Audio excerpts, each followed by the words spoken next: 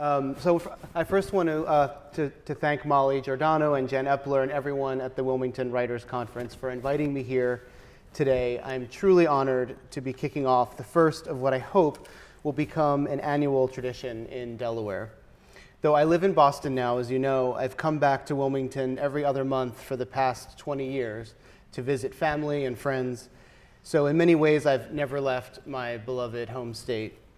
And I'm very glad that I get to spend some time with you all here today. A gathering like this, a day spent in study and communion with fellow writers, can and should be fun and energizing and a break from the many non-artistic pressures and obligations in our lives. But if you're a working artist, today is not a luxury. The connections we make with each other as students and teachers in this forum are the most effective and profound ways we have to develop our craft, to learn how to navigate the marketplace, and to push ourselves beyond the conventions and expectations of the day. This museum's most famous collection, the Pre-Raphaelites, strikes me as a compelling example of what can happen when artists join forces.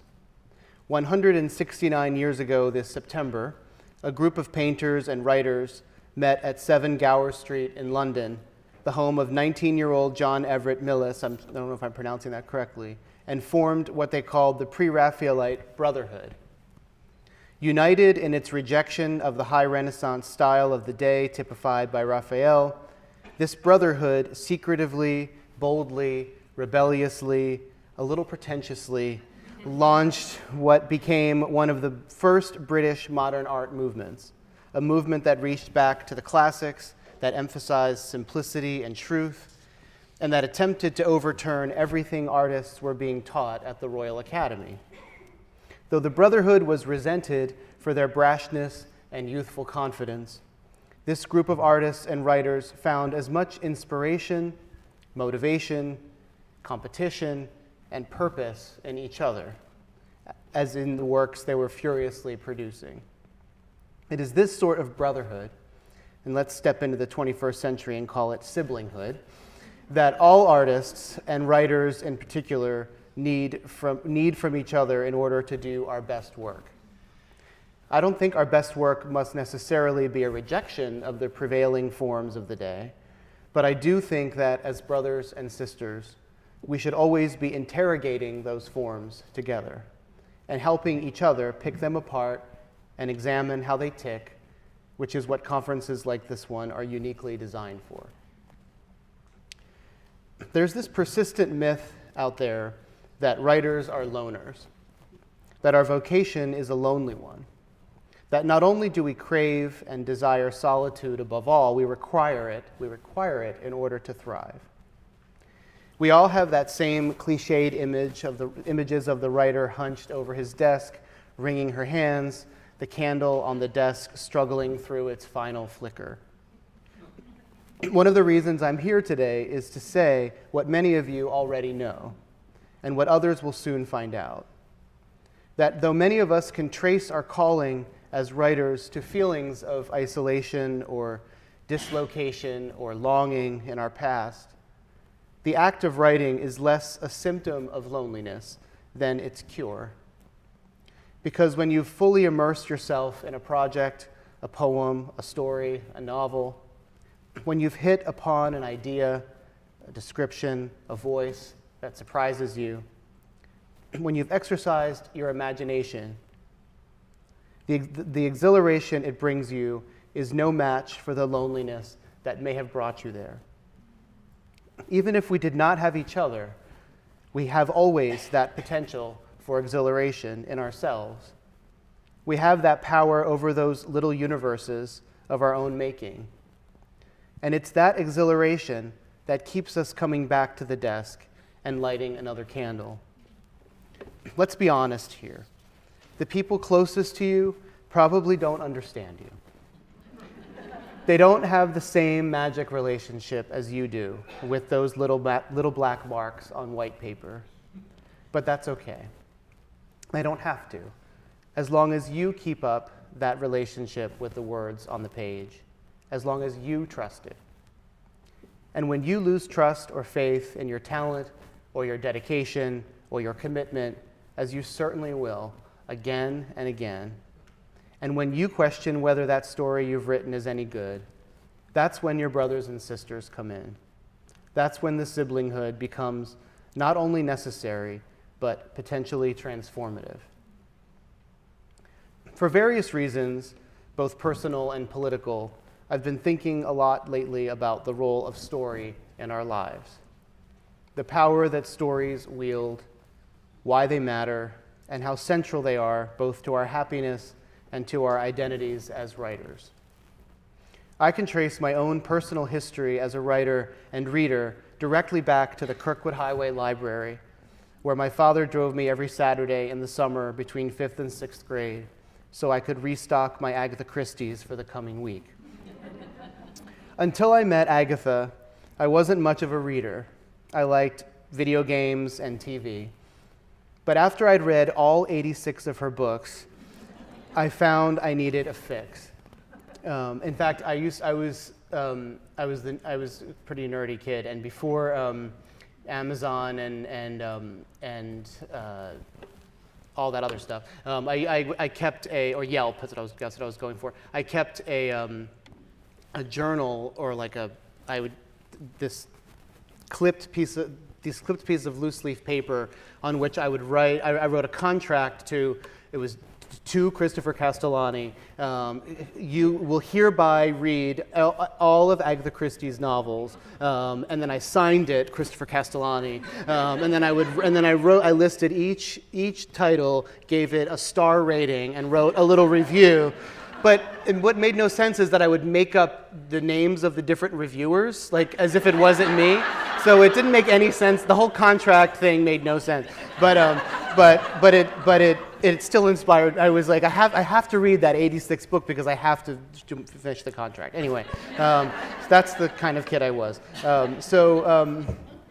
Somehow in that library, I discovered so I found I needed a fix after Agatha was done. And somehow in that library, I discovered another genre, one I didn't even know existed, the teenage illness tragedy. Books like Death Be Not Proud and 13 is Too Young to Die. These books didn't just feed my nascent hypochondria. Even then, as now, every time I heard of a disease, I'd immediately develop the symptoms for it. They prompted me to write my own versions, which I did in secret in spiral notebooks, one story after another, terribly sad, melodramatic, movie of the week tales of characters dying long, slow deaths from obscure illnesses, or suffering quick, sudden deaths on what was otherwise the happiest day of their lives. They were either mourned by loved ones standing over their hospital beds, or they were forgotten by a cruel world that had let them rot away alone and misunderstood. Stories of revenge. I never was interested in writing mysteries for some reason, but those stories I love. Stories of revenge and regret, punishment and shame. Stories with no mercy and no in-between. To this day, I am drawn to a kind of high drama, one that borders on the soap operatic, in which emotion is pushed to extremes, in which the stakes are not just high, but dizzyingly high. I like to think that the stuff I write and read these days has significantly more nuance than what compelled me in middle school. But when I look closely, the core of passion and suffering is all still there. When I asked myself, where did that core come from? The question was actually quite easy to answer. It came from the other stories that filled my childhood, the ones my parents infused me with long before Agatha Christie did, the stories that I overheard at family gatherings and holidays from my cousins, the stories that my Catholic school organized into sacraments. Everyone in this room grew up on a steady diet of stories about our parents, about our parents and families, about the childhoods we've forgotten, about our neighborhoods and countries. And it's those stories, as much, if not more, than what we actually experienced and remembered, that have shaped our identity our worldview, and our values. For as long as I can remember, my mother, an Italian immigrant who'd left her entire family back in the village, told me over and over of spending every Sunday afternoon in the 50s listening to the one Italian radio program broadcast in the US, desperate for the connection to home that those voices and songs brought. She was 19, married to a man she barely knew and didn't at the time love, living in a cramped row house with his family of strangers. During the week, she took a bus to a factory job in a loud and threatening city where she worked among unfriendly women she couldn't talk to. My entire life, I've understood my mother through the lens of that story, of her sitting beside the radio on Sunday afternoon, her constant longing for a lost world, her deep sadness, her sense of dislocation. What's most remarkable to me is that over the years, her story came to feel like my own memory, my own lived experience. I can't tell you for sure that that wasn't me at that radio in 1954, pressing my ear against the soft grill cloth to feel its vibrations. Brain science actually backs up this kind of radical identification. Recent research has shown that a story powerfully told in whatever form, orally, in literature, in film, or stage, actually tricks our brains into experiencing it as real life, as our own experience. The brain networks used to understand and to process stories are the same ones used to interact with people in the real world. In other words, stories don't just entertain us, they define us and they refine us. The best of them push us to think differently, to see connections, and to develop empathy. I wonder if any of you have met any resistance from friends or colleagues or family members when you've told them you want to be a writer, which really means when you've told them you want to be a storyteller. If you have indeed met such resistance, I ask you to contrast it, to say the reaction you might have gotten if you told them you were going to take ballroom dancing lessons. Think of how happy they'd be for you if you told them you were learning the foxtrot. Think of how much more fun they think you would be. Stay with me here, because I want to talk for a moment about ballroom dancing. It's something I've thought a lot about, believe it or not, mainly because my parents took lessons all throughout my high school and college years, but also because it's a useful corollary to the writer's life. I have this friend in Boston, Sally, a single woman in her late 50s, who recently started taking ballroom dancing lessons twice a week. In between the lessons and the weekend mixers and her day job teaching kindergarten, she practices the steps in her dining room. Her favorite dance is the bolero, second only to the paso doble. When Sally first told her friends and colleagues about her new pursuit, they reacted with a kind of giddy joy. "Good for you," they said, always with that little clap and shake. I'm quite sure that not a single one of them thought, "Who does Sally think she is? Does she think she's going to get on Dancing with the Stars or something?" Sally has told me she feels more alive when she dances. It fires up her brain. She forgets for just a moment her bad back, her age, her limitations. For the first time in a long time, she feels a sense of possibility. It's the kind of exhilaration I hear all the time from writers in the halls at Grub Street, the nonprofit center where I've worked with aspiring writers for the past 17 years. They wake up early to revise their stories. Making the stories good matters to them. Like Sally, like me, like you, they are living with more intention. They feel less random. When someone asked the great playwright Tennessee Williams why he wrote, he famously replied, "Because I found life unsatisfactory." I used to think Williams was referring to the need to escape an otherwise unfulfilling or less than fulfilling life through his imagination. But my time among writers and storytellers, beginners and masters, has taught me it's the opposite. We hunger for stories not to escape life, but to reclaim it. We are all in a constant state of forgetting, a kind of poverty in which most of our lived experience, from our childhoods to that dinner party we went to last week, is lost to us. The best stories slow us down. They give us back what our limited brains doom us to forget. Life is unsatisfactory, not because it's boring, but because it's a frantic blur. What a story does is put that blur in focus. It gives it shape. The best storytellers, be they novelists, filmmakers, or that guy you sat next to at the dinner party, do it so well, it takes our breath away. Call me naive, but I'm shocked by how cynical and suspicious some people can be about those of us who pursue the writing life. I hear a lot of skepticism about that guy in the garret slaving away on his first novel. I rarely hear, good for him. I rarely see the clap and shake. What I do hear instead, often from fellow writers, when I tell them of my work and teaching and running Grub Street and giving talks like this, is too many books get published already.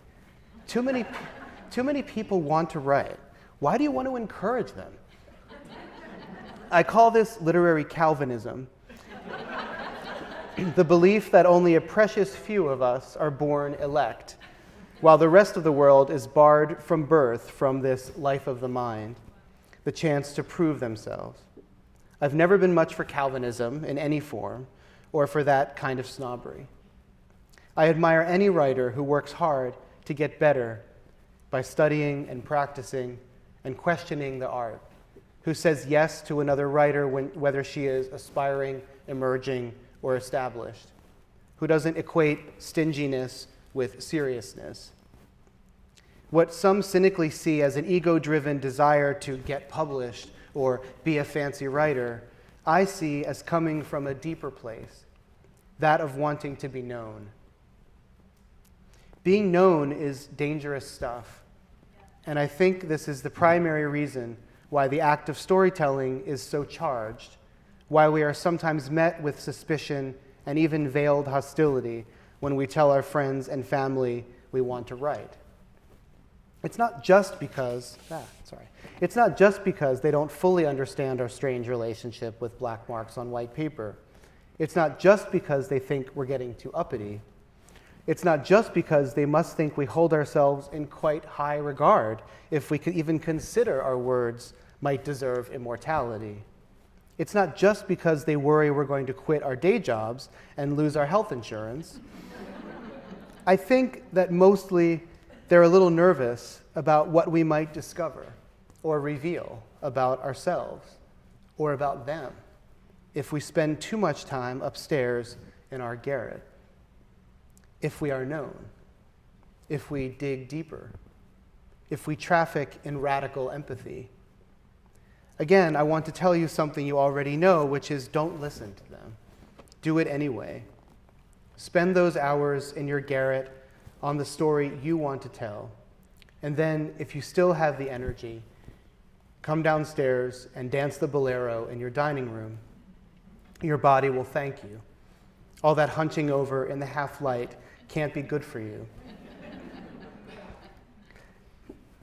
Here's the rest of my personal history, the one that started in the Kirkwood Highway Library with Agatha Christie.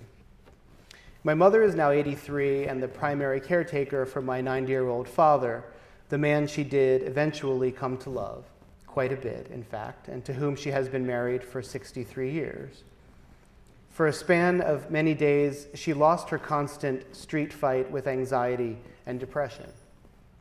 When she wasn't tending to my dad, she spent a lot of time in bed, a rag tied tightly around her head to soothe her, sleeping or watching TV. Her favorite show was Dancing with the Stars. It was her lifelong dream to dance ballroom, but instead, there was my father and the radio and 3 kids and the factory, which led to be 50 years as a seamstress.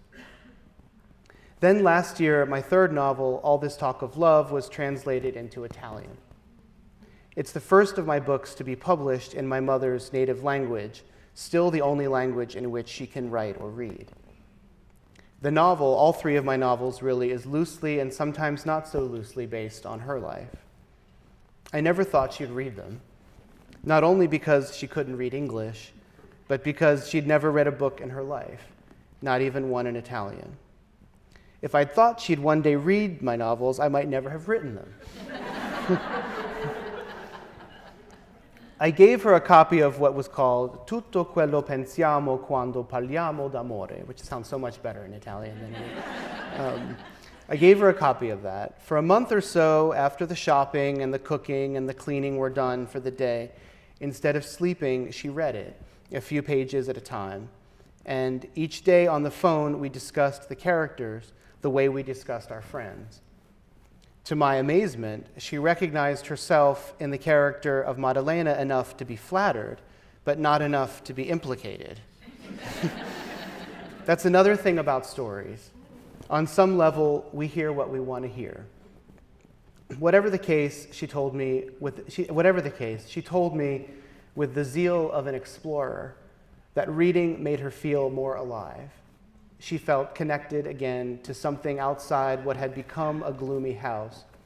She had something to look forward to. She untied the rag from her head.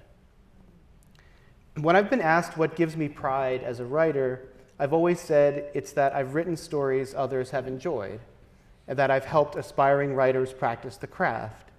That is still true. It's been an incredible gift. These days, though, what makes me happiest is that by some strange twist of fate, I've become for my mother what Agatha Christie was for me back in the summer of 5th grade, a kind of gateway drug to a world of possibility. Because after she finished my book, she too needed a fix. So I went online and I ordered other novels in Italian to be shipped to her. We started with romances, but she soon tired of those. She has since read more than 15 books and has become addicted to the novels of Elena Ferrante, which are not easy. She no longer takes medication for anxiety. When we talk on the phone, we spend less time on her ailments, and we still spend some time on her ailments, believe me. When we talk on her phone, we spend less time on her ailments and a lot more time discussing the characters she's meeting in her books. In fact, it actually becomes kind of tedious sometimes. Anyway, my book is still her favorite, so far, she told me. Though she did have a couple complaints about it, now she's revealed after these years. It didn't have enough of a love story, she said. And the end, it was too sad. I said, it's against my nature, but I would try to tell a happier story sometime. I guess this is one of them. In closing, I want to return to this idea of siblinghood and to say again that no writer who hopes to achieve any measure of success can go it alone. You need to know a good teacher, a smart reader. You need to know a fellow writer who will keep you honest. You need a community, whether it's a community of 2, 20, or 2,000. A writers' conference like this one and the community that I hope will form around it in the days ahead is most effective when we use it as much to focus on making and developing friendships as we use it to learn technique or process. I don't know a single successful writer who disagrees with me that the greatest gift of the writing life is not publishing success, but the opportunity to forge those sorts of friendships with fellow artists. If you haven't already, read Anne Patchett's Truth and Beauty about her lifelong relationship with Lucy Greeley. Read the letters between Henry James and Edith Wharton. Read Toni Morrison's obituary for her great friend, James Baldwin. This is a quote from, You knew, didn't you, Morrison wrote to Baldwin, how I needed your language and the mind that formed it, how I relied on your fierce courage to tame what wildernesses for me, how strengthened I was by the certainty that came from knowing you would never hurt me. You knew, didn't you, how I loved your love. Writers, that's the end of the quote. Writers are a tribe, a diverse and sometimes squabbling one, with strong opinions and questionable taste. We're anxious and ambitious, alternately grouchy and generous. No wonder we banish ourselves to the garret, to the library, to a museum on a Saturday morning. No wonder nobody gets us. We're not entitled to anything, not to a book deal, not even to get better, but we are entitled to a good friend. I hope that you make at least one new one here today. Thank you.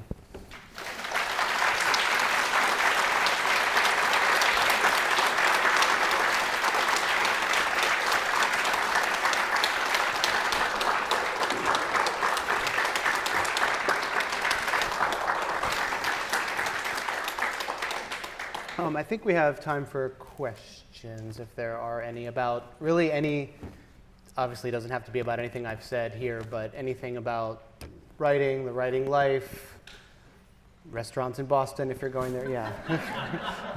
Besides Mama Regina's in Boston, what gets you to put pen to paper every day? Well, I'm definitely one of those writers who believes that, and not every writer feels this way, but I'm one of them who does, believes that you have to treat your writing like a part-time job, and that you have to show up for that job every day, whether you want to or not. So, whether that's in the morning, at night, whatever part of the day, I really do treat it like I have to be there, like kind of like in a weird way the analogy of me writing myself a contract in 6th grade or 5th grade. I've written myself a kind of mental contract that I have to show up every day, or someone's going to get mad at me. And there are days when I sit there in front of the laptop and I don't produce anything, but at least I've put in the hours. And I actually do believe that kind of wasted time is not wasted time. That there's something that you're working through that is going to that is necessary to get to whenever it is you can write the thing that you want. So I don't sit down every morning inspired. I don't sit down every morning thinking about the things I've just told you, about pride and about love and about all of that stuff. I usually sit down in the morning and think, oh God, I have to do this again because it's my part-time job. But as I try to say, when I'm in it, those moments of creating something that I'm proud of, at least in that moment, is I think what carries me more than thinking about it as a part-time job. I think that's what carries me to the next day, that hope that could happen again. And I mean, I've been really lucky the past few years because I've been working on a project that I just am really in love with. Not the writing itself, but the actual research and stuff around it. So I just like being in that world, even though I don't necessarily love what I'm writing. And that's another maybe bit of good advice, is that if you're working on a novel or a long series, just make sure it's something that you're just, it sounds kind of basic, but make sure it's something that you're inherently just passionate about it, interested in, a world that you want to live in. It shouldn't feel, the work might feel like a chore, but the world itself that you're in should be a place where you want to be. And so at least that will help to get you there in the morning. So, yeah. Well, we all know that sometimes it helps to leave something aside for Mm-hmm. a while, so we can come back to it. Definitely. Yeah. But sometimes that's a luxury. You can't afford the deadlines and things like that. Right. Of course, we always have the alternative to have somebody else look at it. Mm-hmm. Do you have any tricks to sort of get yourself to back off and be the editor of yourself rather than the composer or whatever you need to be in order to address it? Yeah, so can everyone hear in the back? Okay, good. So the question was about sort of tricks to sort of look at the work differently, maybe, other than just putting it aside. Yeah. So, I mean, for the longest time, I heard people say, I write on a laptop, and I really like writing on a laptop, and I would always hear these other writers say, oh, I write longhand in my first drafts, and that really gets me into it, and I really have a different relationship with the words, and I just thought, oh God, it sounds so hokey and new agey and all that stuff. And I just thought that can't make that much of a difference. And I was really stuck recently, and I said I was out of ideas as to what to do, and I did just say, all right, I'm going to pick up a pen and some loose leaf paper, and start writing. And just with writing without, kind of thinking about that it's going to be any good, or even thinking about where in the novel it would end up being. And it was really true that it helped to unlock a different part of my brain that I wasn't able to access when I was in front of the computer, kind of putting every single word on trial. When I'm writing on the laptop, I think, okay, no, that's a terrible word. And then like whatever it would be, I would just kind of just interrogate every single word. Whereas when I was writing, I thought, oh, it's just paper. It doesn't mean anything. And I was able to have a different relationship to the words, and I got, I think, deeper into the story. And I wrote in a different, like, I didn't just continue from where I was in the story in the laptop. I wrote a different part of the novel that I hadn't gotten to yet, a different character I hadn't dealt with yet. And that really helped to kind of just give me an organic, less judgmental relationship with that character by writing about her. It was a woman at the time, about Longhand. So that was, I mean, it's an embarrassingly basic, like, cliched bit of advice, but when you're stuck or when you need a different perspective, change something about your process, change something about what you're writing. For my first novel, I was also stuck with a character, and so I wrote letters. It was on the laptop, but I wrote letters from that character to another character that I knew would never be in the novel. I just wanted to see what that character would write to the other character, and I didn't think about it as anything that would ultimately matter to the novel. And through the process of writing her letters, I found out something about her that I didn't know.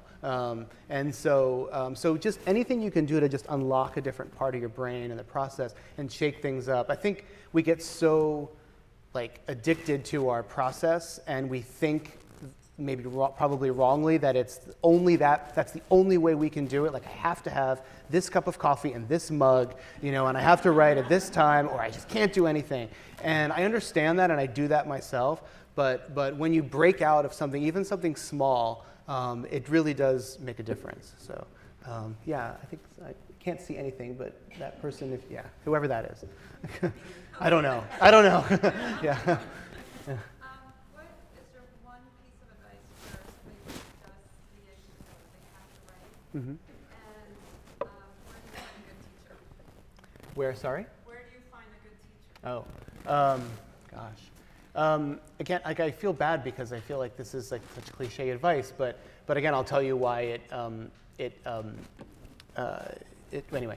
So everyone always would say, if you want to be a writer, you have to be a reader. And I was like, duh. Of course you have to be a reader, duh. Because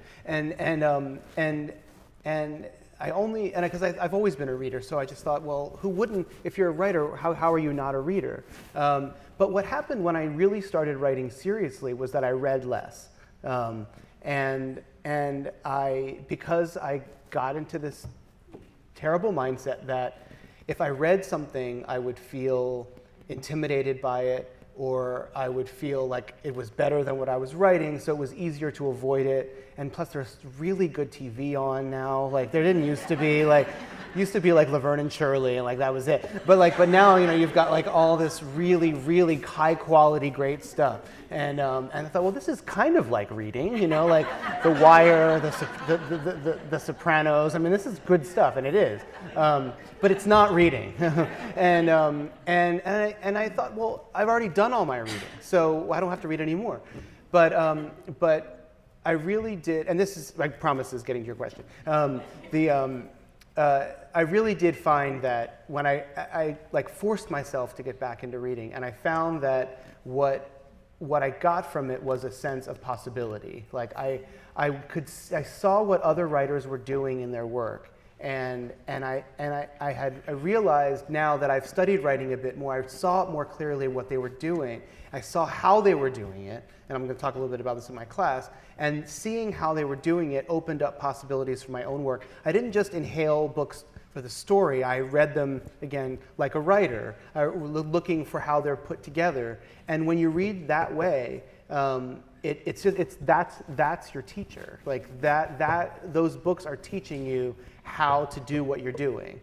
So you see the way another more skilled, potentially writer than you is doing something, and instead of feeling intimidated by it, you're like, I can steal that, I can do that. I can do what that writer did. He gave me an idea, she showed me how to get emotion or how to structure something in a way that I didn't know. So I just would say, like, read as much as you can, read really good stuff, but read it intentionally, read it to study it as much as you're inhaling it for the story. And then in terms of teachers, I feel like, so other than the books themselves as your teachers, just to kind of say again what I was trying to say in the talk is, you take a if there's not a workshop specifically here in Delaware or where you live, take an online workshop. Find someone in your workshop who gets you but doesn't tell you everything that you write is good. Who gets you in a way, who tells you the thing about your story or poem or essay that is wrong, but you're hoping no one notices. And we all know what that is, right? We can think of the story that we're working on now, and we know what's wrong with it on some deep level, but we're hoping no one notices. Like, when you meet that person in your workshop who tells you that, hook into them and say, let's exchange work outside of the class, or let's be each other's readers and see what happens. That's the only way. I mean, my best teachers have not only been people I've had in creative writing classes, but have been my fellow students who were the ones who pushed me. So, but you need the community for that. That's why we're here. Yeah, in the front. Yeah. I just want to comment on that. Yeah. I just joined a writers group, and we don't teach each other. We just get together. Yep. And I've only been in there for 6 months, and I've been working on a book for 20 years. And in that 6 months, I've written 2 stories and a short story. Mm-hmm. And so a writers group is very inspiring. Mm-hmm. And I realized what you were saying is true. I found my tribe. Exactly. I said, Exactly. "Those are my people." Exactly. You know, Yeah. And so Yeah. they are very helpful in being, we help each other when we share things. And if there's a writers group, that's another. Absolutely. And they give you deadlines, and it's like whatever you can do to, as well-intentioned as we are about getting up and, having a part-time job and all that stuff, it really does help when you have somebody else who you're obligated to, and who, yeah. So, do we have to? One more question? Okay, sorry. And now I can see you. Yes. So I write consistently, and a lot of times I find myself like hearing another story within my story, Mm-hmm. and I have all these thoughts. Mhm. Sometimes it's hard to stay focused on what I'm actually writing Mhm. because sometimes 2 or 3 other thoughts are coming in. Mhm. It's not related, but Mhm. like, that would be a great story. Mm-hmm. too. Mm-hmm. So Mm-hmm. how would you help someone or give me advice Mhm. on or anyone who just is constantly, I feel like my work always gets disrupted by my brain, to be honest. Yeah, no, it totally does. Well, that's okay. So it's always, so the first question you have to ask yourself is this actually, like, are these actually other ideas, or is this some elaborate form of procrastination, right? Like, are you're like, I can't finish this story because all these other stories keep coming up, right? So that's sort of the first question. Is like, am I actually procrastinating, or? But I really don't think you are. I think that actually what you're noticing is that, like, that is the work of writing, is that kind of, like, that kind of dreaming that takes all kinds of forms, right? And that kind of that not feeds on itself, but like kind of increases exponentially the more you do it, right? Writing is, like I used to say, the opposite of physics. Like, the more you dig the hole, actually the more there is, right? So the more you get into a story, like, the more comes from it, and it's like your job to kind of tame it, right? But your job with all these different tangents that you're doing is, I think, just to follow them and keep following them and following them and following them, and then, as this gentleman was saying in the beginning, set it aside, and then work on something else, go back to it, and then see where the energy is. Like when you're rereading it, what parts of it are still interesting to you and what parts are not interesting to you anymore, and then ruthlessly cut those things and set them aside. Don't delete them, but cut them, and then see what shape it takes without them, and then that's maybe a story. But it sounds like you have the opposite problem that most people have, which is like you have too many ideas and too many. Your imagination is going overdrive, which is honestly like the much better problem to have than the other thing. So I guess maybe the last thing to say is just actually enjoy that. Like, and don't put too much pressure on yourself to just finish that thing that you started with. The act of writing is that of it will keep it will keep expanding, and do what you can process-wise to manage that. But don't think about it as a negative thing or as a So, yeah, thank you. Thank you.